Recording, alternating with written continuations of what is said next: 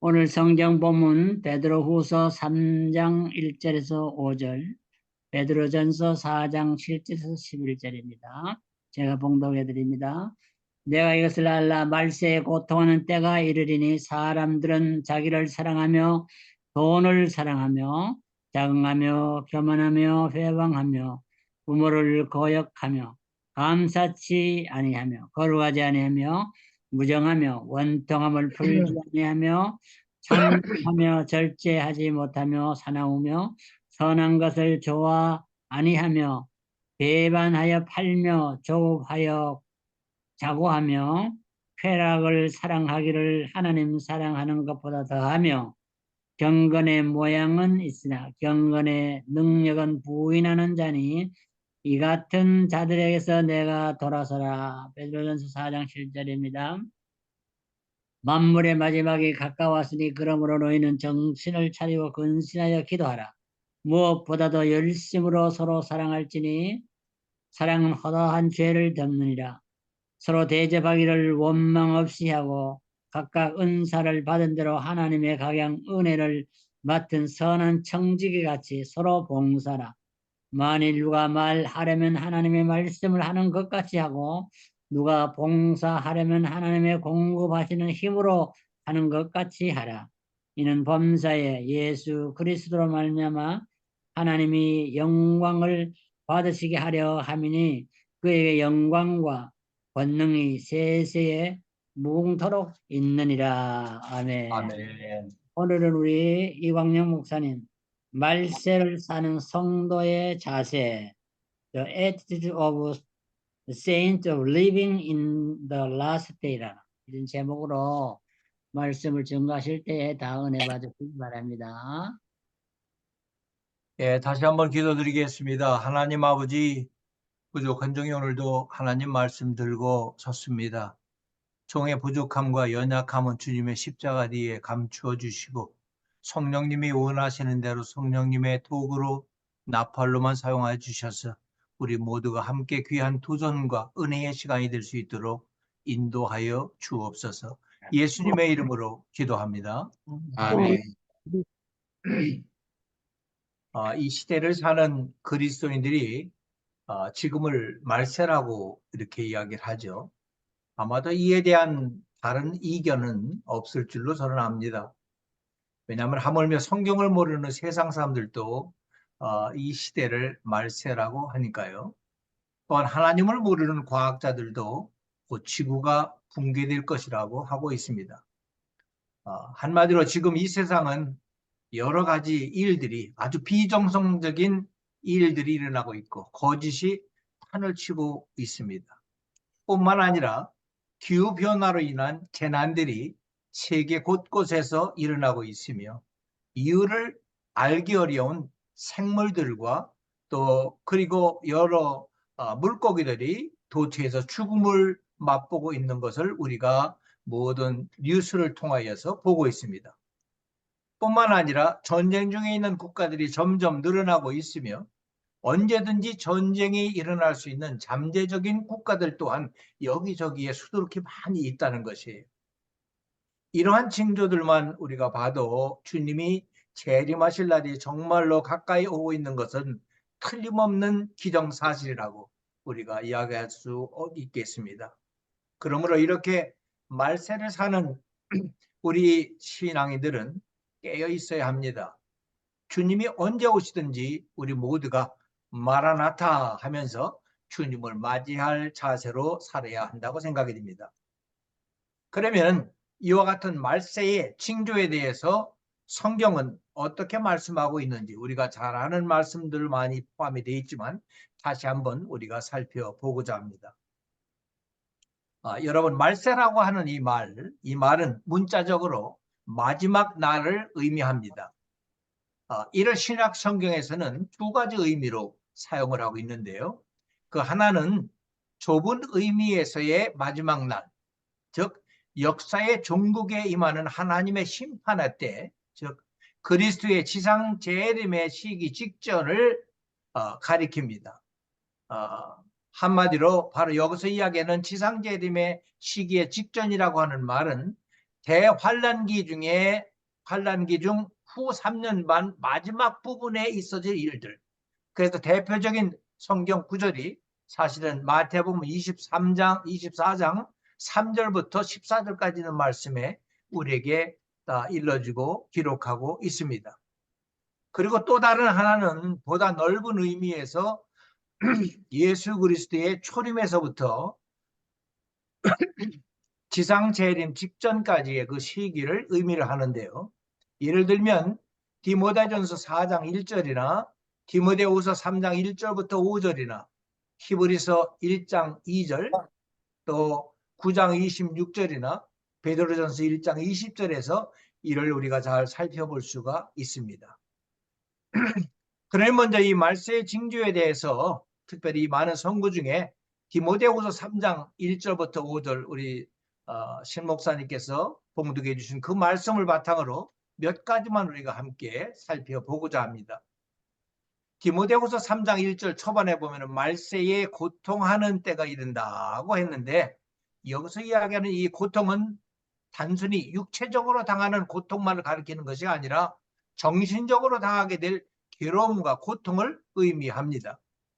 이 고통이 무엇인가 하는 것을 오늘 본문의 2절부터 5절까지 구체적으로 말씀을 해주고 있는데요.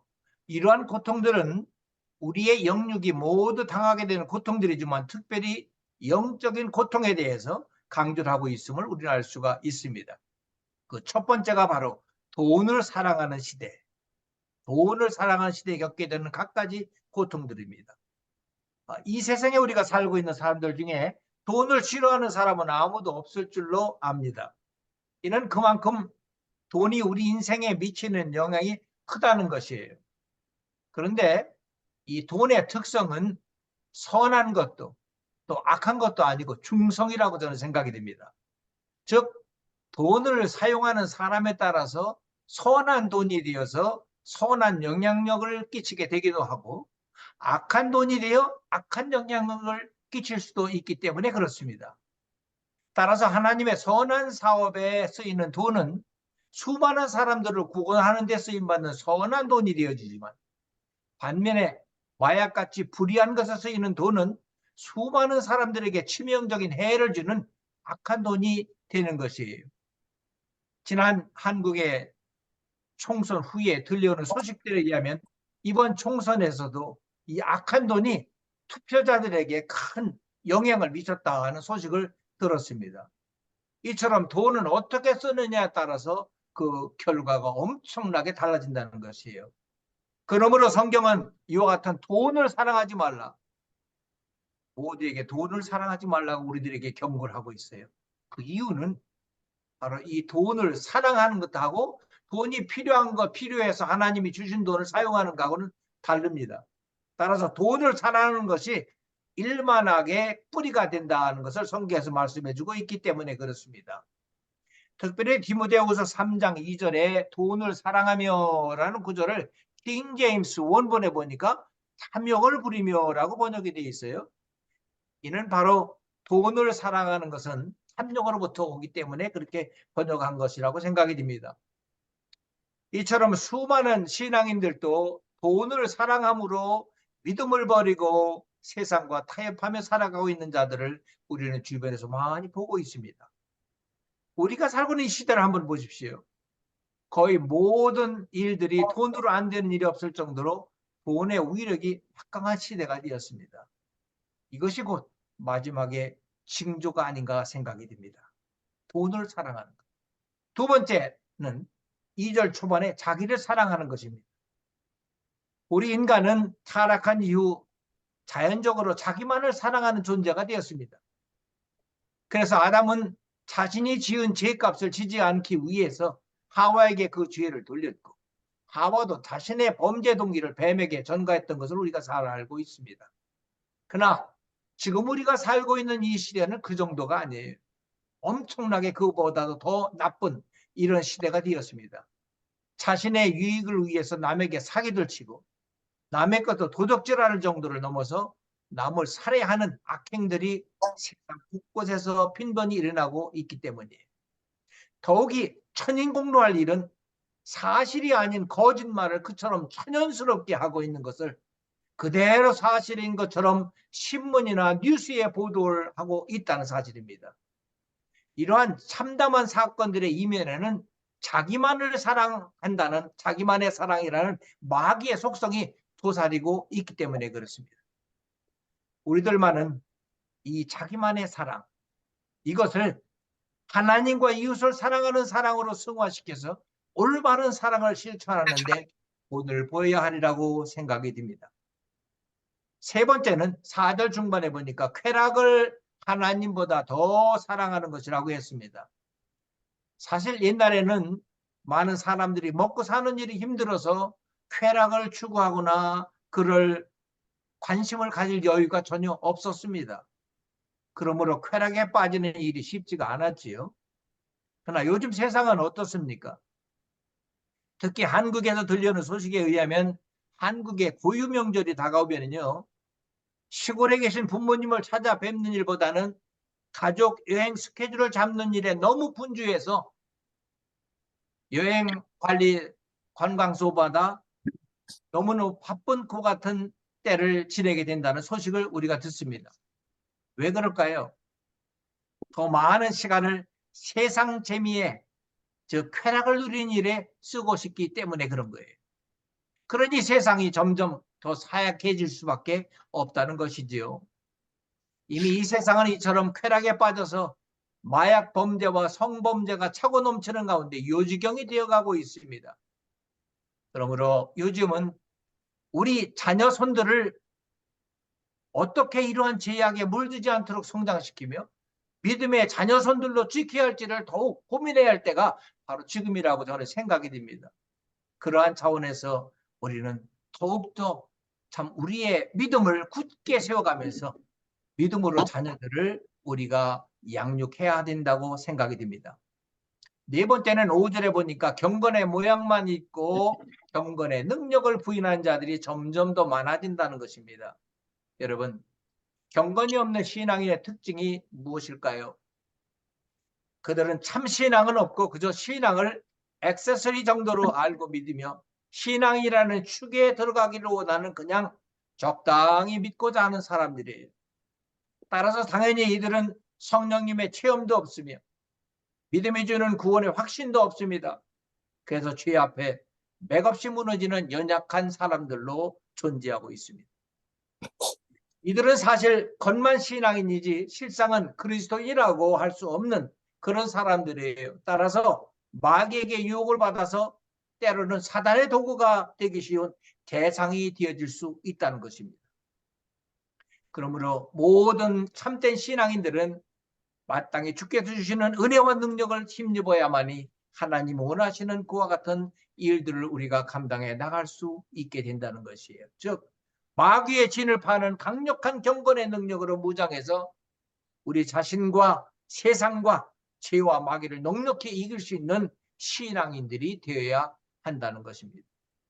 그러면 큰 두 번째로 베드로전서 4장 7절부터 11절을 통해서 말세에 사는 성도의 자세는 과연 어떠해야 하는가 하는 것에 대해서 함께 잠깐 살펴보고자 합니다. 이 베드로전서 본문은 우리 안 목사님께서 강해 설교를 통해서 함께 우리가 은혜를 많이 받고 있는 말씀입니다. 그러나 오늘은 조금 다른 각도에서 이 말씀을 참고하면서 함께 은혜를 나눠보고자 합니다. 본문 7절에 보니까 만물의 마지막이 가까웠으니 그러므로 너희는 정신을 차리고 근신하여 기도하라고 권면하고 있습니다. 본 9절의 핵심은 기도하라는 말씀입니다. 사실 성도라면 누구나 기도에 힘써야 한다는 것은 다 알고 있는 사실입니다. 그래서 우리 모두가 기도에 힘쓰기를 노력하고 있습니다. 근데 여러분, 이 시대를 사는 성도로서 특별히 우리가 기도에 힘써야 할 그 이유는 만물의 마지막이 가까이 오기 때문이라는 것이에요. 만물의 마지막이 가까이 오기 때문에 우리는 더욱더 기도에 힘을 써야 된다. 사실 이 말을 듣는 세상적인 사람들은 그런 얘기를 합니다.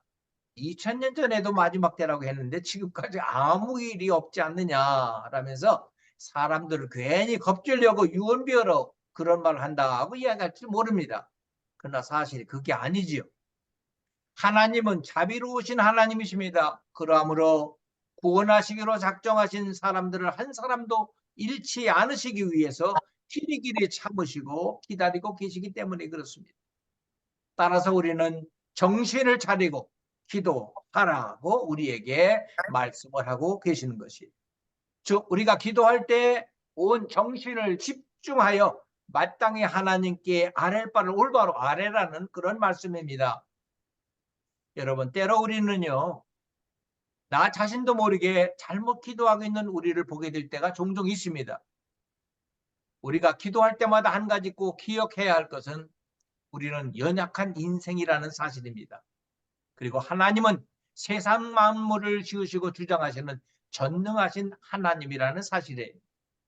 그러면 우리는 기도할 때 우리의 기도를 통해서 하나님의 뜻이 이루어지도록 정신을 차리고 올바르게 기도를 해야 한다는 것이에요. 하나님의 뜻이 이루어지도록 기도해야 된다는 얘기예요. 그리고 그 기도는 우리가 항상 습관화되어서 기도하지 않고는 견딜 수 없도록 훈련된 그런 우리들이 되어야 되겠다. 이는 마치 사무엘 선지자가 신정체제를 버리고 왕정체제를 요구한 이스라엘 백성들, 그들의 죄악에 대한 두려움을 위해서 그가 백성들을 권면하는 내용 중에 있는 말씀입니다. 내가 하나님께 기도하기를 쉬는 죄를 결단코 범하지 않겠다고 그렇게 백성들을 권면합니다. 그러므로 우리들은 어떤 일이 있어도 기도하는 일을 빠뜨리지 않겠다고 결심하고 그렇게 지속적으로 우리가 더 열심히 기도하겠다고 우리는 다짐하고 노력을 해야 합니다. 또한 이 기도는 우리의 영적인 생명과 직결되어 있기 때문이기도 합니다. 우리가 체험하고 있는 것과 마찬가지로 기도할 때 성령님께서 우리에게 새 힘을 주심으로 그 능력으로 매일매일 우리가 사실 승리하는 삶을 살고 있기 때문에 그렇습니다. 우리가 어떻게 보면 우리가 내 스스로 사는 것 같지만은 하루하루 산다는 것이 우리가 종종 서로 주고받을 때 이야기하는 것처럼 살고 있다는 것이 기적입니다. 이 기적이라는 것은 하나님께서 허락하셨기 때문에 존재하고 있다는 그 말과 똑같은 것이에요.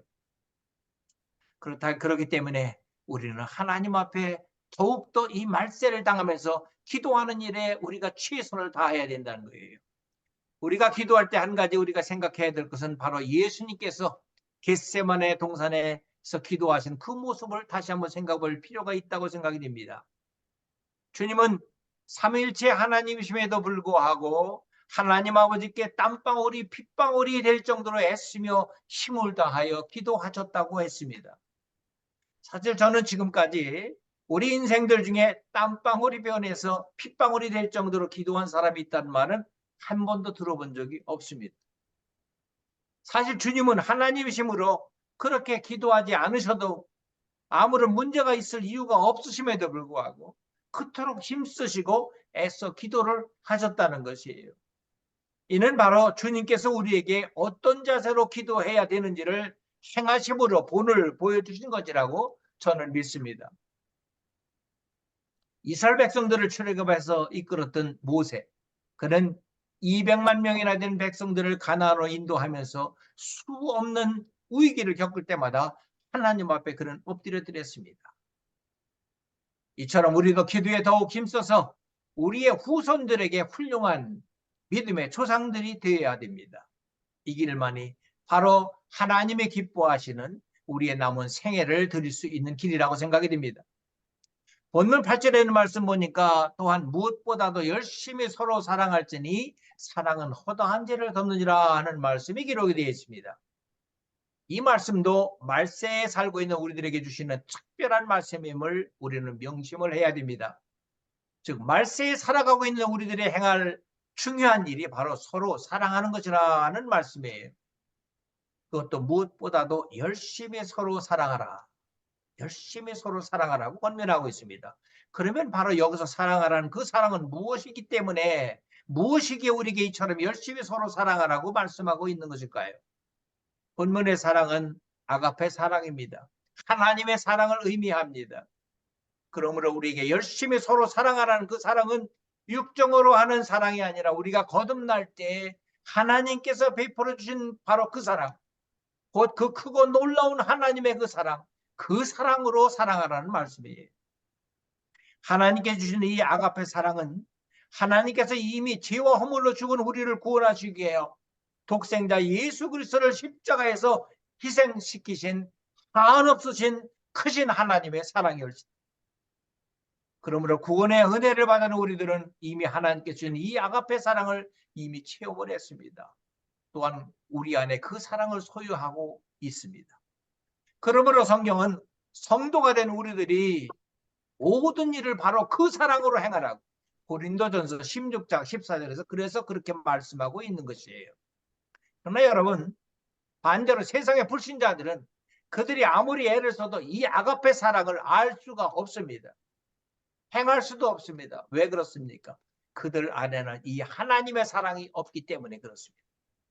그러므로 우리가 하나님을 사랑하고 이웃을 사랑하는 것은 억지로 하는 사랑이 아니라 우리의 속에, 우리의 마음속에 있는 하나님의 사랑, 그 사랑이 우리 안에 있기 때문에 우리는 감사와 기쁨으로 우리는 사랑할 수 있게 되는 것이에요. 근데 오늘 본문에 보니까 특별히 말세에 무엇보다도 열심히 서로 사랑하라는 말씀을 했는데 왜 그랬을까요? 말세가 되면은 불법의 성에서 사랑이 점점 식어지기 때문에 그렇습니다. 가정 안에서부터 시작해서 주변에 있는 모든 사회 속에서 사랑이 식어지고 있다. 너무나도 자기 이기주의적인 자기만을 아는, 자기만을 사랑하는 시대가 되어졌기 때문에 그렇습니다. 이 시대에 우리가 매일 보고 듣는 소식들이 얼마나 처참하고 비참한 소식들이 많습니까? 사실 무엇보다도 가장 사랑의 본이 되어야 될 가정이 가족 간의 부끄러운 분쟁으로 인하여 파괴되어 가고 있기 때문에 그렇습니다. 여러분, 이 모든 것이 그 원인이 어디에 있다고 생각이 드십니까? 첫째는 하나님을 바로 알지 못하기 때문이고, 두 번째는 자기만을 사랑하는, 자기만을 위하는 이기적인 삶 때문에 그런 일이 벌어지고 있다고 생각이 됩니다. 그러므로 우리 성도들은 죄악에 빠져 죄 가운데 사는 자들에게 주님의 바로 그 사랑을 우리가 실천으로 보여주어서 하나님을 모르는 자들이 부끄러움을 느끼고 하나님께 나아오도록 인도하는 그 사명을 잘 감당하도록 우리는 모두 함께 힘써야 합니다. 이제 본문 10절에 있는 말씀 보니까 각각 은사를 받은 대로 하나님의 각양 은혜를 받은 선한 청지기같이 서로 봉사하라고 말씀을 하고 있습니다. 여러분, 주님은 왜 우리에게 이 귀한 하나님의 은사를 우리에게 주셨을까요? 이는 우리 자신의 일을 하라고 주신 것이 아니고 바로 주의 일을 하라고 맡겨주신 것을 우리는 잘 압니다. 실제로 신약 성경 안에서 하나님이 주신 이 은사를 나열한 성구들을 살펴보면은 고린도전서 12장 8절부터 10절에는 9가지, 그리고 28절부터 30절까지는 또 9가지, 에베소서 4장 11절에는 4가지, 로마서 12장 6절부터 8절까지는 7가지가 나열되어 있는데 이 모든 은사들을 중복되는 것을 잘 정리해 보면 18가지가 됩니다. 여기에 독신의 은사까지만을 포함하면 모두 19가지가 돼요. 근데 이 은사는 우리 각 사람에게 성령님께서 성령님의 뜻대로 각자에게 주신 선물이라고 우리에게 말씀하고 있습니다. 따라서 대단히 귀한 것이에요. 따라서 이 은사를 사용할 때도 조심해서 사용하고 주의 일과 주의 뜻을 이루도록 하기 위해서 사용이 되어야 됩니다. 또한 오늘 이 본문 말씀에 지속적으로 우리에게 이르시기를 선한 청지기같이 서로 봉사하는 자세로 하라고 이렇게 말씀을 하고 있는데요. 여기서 이 청지기라고 하는 스튜어드라고 하는 이 청지기란 원래 가옥이나 재산의 관리자를 의미합니다. 즉 주인의 가사를 맡아보면서 사무적으로나 법적으로 집주인을 대리하는 사람을 말합니다. 요즘에 미국에서는 그런 사람들을 버틀러라고 이렇게 이야기를 하더라고요. 예. 따라서 하나님의 청지기란 곧 예수 그리스도의 대속의 은혜로 하나님의 자녀가 되어 남은 생애를 주님의 뜻과 영광을 드러내기 위해 살아가는 모든 성도들을 의미합니다. 그러므로 이 청지기 직분을 우리가 어떠한 자세로 감당해야 하는 것을 오늘 본문 11절에 보니까 구체적으로 말씀해 주고 있는데요. 이는 말하는 것도 하나님의 말씀을 하는 것 같이 하고 봉사하는 것도 하나님이 공급하시는 힘으로 하는 것 같이 하라고 말씀하고 있어요. 참으로 중요한 말씀이라고 생각이 됩니다. 말하는 것도 하나님의 말씀을 하는 것 같이 하고, 봉사하는 것도 하나님의 공급하시는 힘으로 하는 것 같이 하라. 이 말씀 굉장히 중요한 말씀 아닙니까? 즉 성령 하나님께서 각자에게 주신 은사를 가지고 교회나 신앙의 공동체를 섬길 때나 맡겨진 사역을 감당할 때 절대로 자만하지 말란 말이에요. 겸손함으로 섬기고 있는 교회나 어떠한 신앙의 공동체의 유익을 위해서 서로 협력하고 신실하게 힘써서 하나님의 영광만 드러나도록 우리가 해야 된다. 하나님의 영광만 드러나도록. 내 자신이 조금 더 드러나서는 아니 된다는 그런 말씀입니다. 우리는 이처럼 하나님의 청지기로서의 삶을 올바로 잘 감당하면서 주님이 오실 그날이 가까운 이때에 우리의 남은 생애를 그렇게 살아야 될 줄로 믿습니다. 이제 말씀을 마칩니다. 오늘 우리들은 두 본문을 통해서 말세의 징조와 말세에 사는 우리들의 자세에 대해서 함께 상고해 봤습니다. 그렇다면 이제 우리 자신에게 다시 한번 질문해 보십시다. 우리 각자에게 나는 지금까지 살아온 대로 그대로 계속 살기만 하면, 그리고 주님을 섬기기만 하면 내 모든 신앙생활에 문제가 없다고 생각이 되는 분이 계십니까? 아니면 그래도 내가 주님 앞에 서는 그날에 주님 앞에 혹시 책망들게 될 무언가 있지 않을까 생각이 드는 분이 계십니까? 사실 우리의 소원은 누구나 주님으로부터 책망받기보다는 주님 앞에 서는 그날 모두 칭찬 듣기를 원할 줄로 믿습니다. 여러분, 우리 각자의 종말이 언제가 될지는 우리는 아무도 알 수가 없습니다. 주님께서 부르시면 우리는 다 가야 되기 때문에 그렇습니다. 그러므로 우리의 종말은 바로 우리 주님만이 아십니다. 사실 실상은 언제 우리의 종말이 될 것인가가 중요한 것이 아니고, 우리가 우리의 종말을 맞이할 때 주님께서 우리를 무엇이라고 평가하실는지 그걸 깊이 생각해 봐야 한다는 것이에요.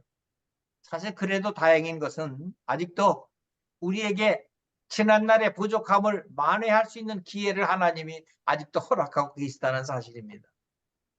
모쪼록 우리의 인생의 남은 시간을 아껴서 사도 바울과 같이 주께서 우리를 위해서 예비하신 하늘의 상급을 향하여 열심을 다하여 달려가는 우리 샬롬 은목교회 우리 모든 우리 동역자들, 가정들, 그리고 모든 성도들 될 수 있기를 주님의 이름으로 간절히 축원드립니다.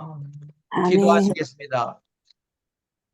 하나님, 오늘 저희들은 말세의 징조와 말세를 사는 성도들의 자세가 어떠해야 하는지를 함께 상고해 보았습니다. 돈을 사랑하고 자기만을 사랑하며 쾌락을 하나님보다도 사랑함으로 경건의 모양만 있고 경건의 능력이 없는 이 말세를 살면서 하나님, 저희들이 정신을 차리고 근신하여 기도하며 열심히 서로 사랑하게 하시며 자만하지 말고 겸손함으로 최선을 다하여 선한 청지기처럼 서로 봉사하며 남은 생애를 살아갈 수 있도록 우리를 도와 주시옵소서. 예수님의 이름으로 기도합니다.